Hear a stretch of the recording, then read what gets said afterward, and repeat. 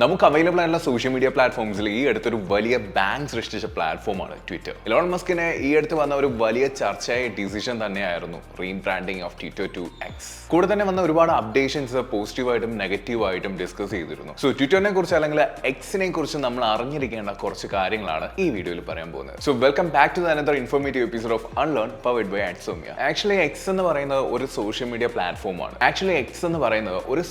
പ്ലാറ്റ്ഫോമാണ്. യൂസേഴ്സിനെ short messages through interact ചെയ്യാനും കോണ്ടന്റ് ഷെയർ ചെയ്യാനും ഒക്കെ കഴിയുന്ന തരത്തിലുള്ള ഒരു പ്ലാറ്റ്ഫോമാണ് എക്സ്. ട്വിറ്റർ എന്ന പേര് ഫെമിലിയർ ആയതുപോലെ തന്നെ നമ്മളെ അട്രാക്ട് ചെയ്തിട്ടുള്ള ഒരു വാക്കാണ് ട്വീറ്റ്സ്. കേൾക്കുമ്പോൾ തന്നെ ഒരു രസമുണ്ടല്ലോ. ട്വീറ്റ്സ് എന്ന് പറയുന്നത് എക്സിന് മെസ്സേജിങ്ങിന് that means matter we share through എക്സിനെയാണ് ട്വീറ്റ് എന്ന് പറയുന്നത്. Users can post tweets containing text, images, videos, GIFs, links, പിന്നെ ഇൻക്ലൂഡിംഗ് സ്പേസ് 280 ക്യാരക്ടേഴ്സ് ആണ് ഒരു സിംഗിൾ ട്വീറ്റിൽ യൂസ് ചെയ്യാൻ കഴിയുന്നത്. സോഷ്യൽ മീഡിയ പ്ലാറ്റ്ഫോം സജീവമായിട്ടുള്ള നമുക്ക് ഫോളോയിങ് അല്ലെങ്കിൽ ഫോളോവേഴ്സ് എന്താണെന്ന് പ്രത്യേകം പറഞ്ഞു തരേണ്ട കാര്യമില്ല എന്ന് എനിക്ക് നന്നായിട്ട് അറിയാം. പക്ഷേ ഇപ്പോൾ യൂത്ത് മാത്രമല്ല, സീനിയർ സിറ്റിസൺസ് തന്നെ ഡിജിറ്റൽ വേൾഡിലേക്ക് വന്നുകൊണ്ടിരിക്കുകയാണ്. കൂടാതെ ബേസിക്സ് മുതൽ പഠിക്കാൻ പ്ലാറ്റ്ഫോംസ് തിരഞ്ഞുകൊണ്ടിരിക്കുകയാണ് അവർ. സോ അവർക്കും കൂടെ യൂസ്ഫുൾ ആയിട്ടാണ് കേട്ടോ നമ്മൾ പറയുന്നത്. നമ്മളൊരു എക്സ് അക്കൗണ്ട് സ്റ്റാർട്ട് ചെയ്താൽ നമുക്ക് മറ്റുള്ള യൂസേഴ്സ് ആയിട്ട് കണക്ട് ആവാൻ, അത് ചിലപ്പോൾ നമ്മുടെ ഫ്രണ്ട്സ് ആയിരിക്കാം, അല്ലെങ്കിൽ നമ്മൾ ഒരുപാട് ഇഷ്ടപ്പെടുന്ന സെലിബ്രിറ്റീസ് ആയിരിക്കാം, അങ്ങനെ ആരുമാകാം. ആ അക്കൗണ്ട് നമ്മൾ ഫോളോ ചെയ്യുകയാണെങ്കിൽ അവരുടെ ട്വീറ്റ്സ് നമുക്ക് ടൈം ലൈനിൽ കാണാൻ കഴിയും. അവരുടെ ന്യൂ പോസ്റ്റ് നമുക്ക് കിട്ടിക്കൊണ്ടേയിരിക്കും. So followers are users who subscribe to receive updates from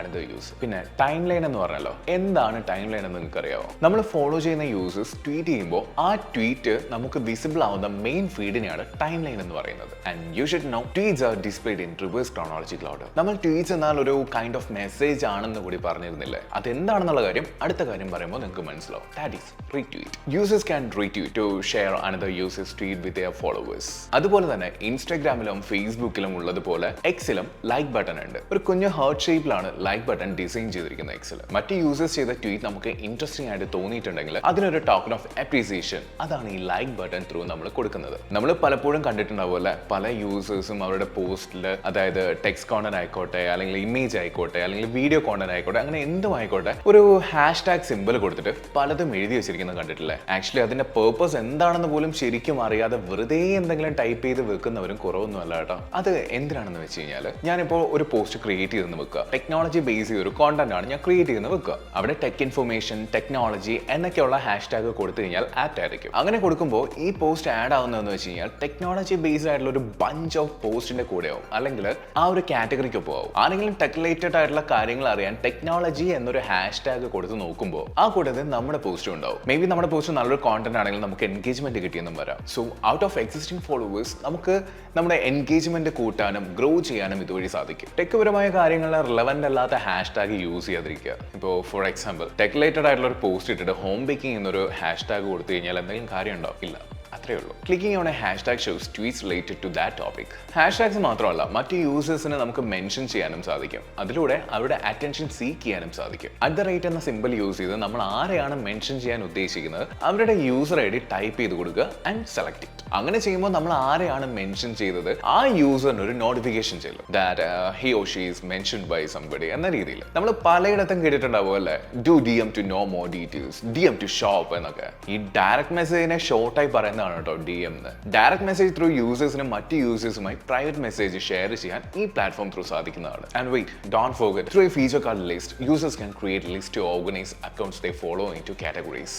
it can be public or private. പിന്നെ എന്തിനാണ് ശരിക്കും ഈ ചില അക്കൗണ്ട്സ് ഒക്കെ വെരിഫൈഡ് ആയിട്ട് കാണുന്നതെന്ന് അറിയാമെങ്കിലും ചിലർക്കെല്ലാം സംശയം ഉണ്ടാവും, എന്താ ഇങ്ങനെ ഒരു ടിക്ക് മാർക്ക് എന്ന്. ചില accounts typically of public figures or organisations R verified with a blue check mark. അത് ഇൻഡിക്കേറ്റ് ചെയ്യുന്നത് അതിന്റെ ഓതന്റിസിറ്റി ആണ് കേട്ടോ. അതുപോലെ തന്നെ ഫേമസ് ആയിട്ടുള്ള ഇൻഡിവിജ്വൽസ് അല്ലെങ്കിൽ ഓർഗനൈസേഷന്റെ പേരിൽ പല ഫേക്ക് ഐഡീസ് വരാൻ വളരെ ചാൻസ് കൂടുതലാണ്. അപ്പോൾ അവിടെ മാനിപ്പുലേഷൻ റെസിസ്റ്റ് ചെയ്യാൻ ഈ വെരിഫൈഡ് ബാഡ്ജ് വളരെയധികം ഹെൽപ്ഫുൾ ആവും. ബട്ട് ഇപ്പോൾ ആർക്കും പേയ്മെന്റ് ത്രൂ വെരിഫൈഡ് ബാഡ്ജ് സ്വന്തമാക്കാൻ കഴിയും. എന്നാൽ ഇപ്പോൾ പ്ലാറ്റ്ഫോംസ് ആയിട്ട് നമ്മൾ ഫെമിലിയർ ആയതുകൊണ്ട് തന്നെ ജെന്യൂൻ ആയിട്ടുള്ള പ്രൊഫൈൽസ് കണ്ടെത്താൻ നമ്മളെ സംബന്ധിച്ച് അധികം ബുദ്ധിമുട്ട് ഉണ്ടാവില്ല. Then in case of trending topics, അതാത് സമയങ്ങളിൽ ട്രെൻഡിംഗ് ആയി നിൽക്കുന്ന ഹാഷ്ടാഗ്സിനെയും ഡിസ്കഷൻസിനെയും ബേസ് ചെയ്താണ് ട്വിറ്റർ ട്രെൻഡിങ് ടോപ്പിക്സ് ഡിസ്പ്ലേ ചെയ്യുന്നത്. Tailored trends are personalized based on users' location and interest. Do you know what is Twitter API? ഡെവലപ്പേഴ്സിന് ആപ്ലിക്കേഷൻ ബിൽഡ് ചെയ്യാനും Twitter data programmatically access ചെയ്യുന്നതിനും വേണ്ടി ട്വിറ്റർ ഒരു API ഓഫർ ചെയ്യുന്നുണ്ട്. API എന്ന് വെച്ച് കഴിഞ്ഞാൽ application programming interface. Twitter owns Periscope. It is a live streaming application integrated into Twitter for broadcasting and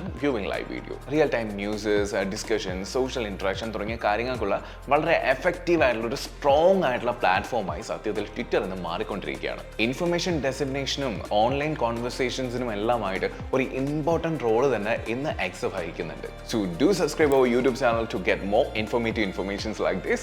We will meet again with another video. Till then, stay tuned.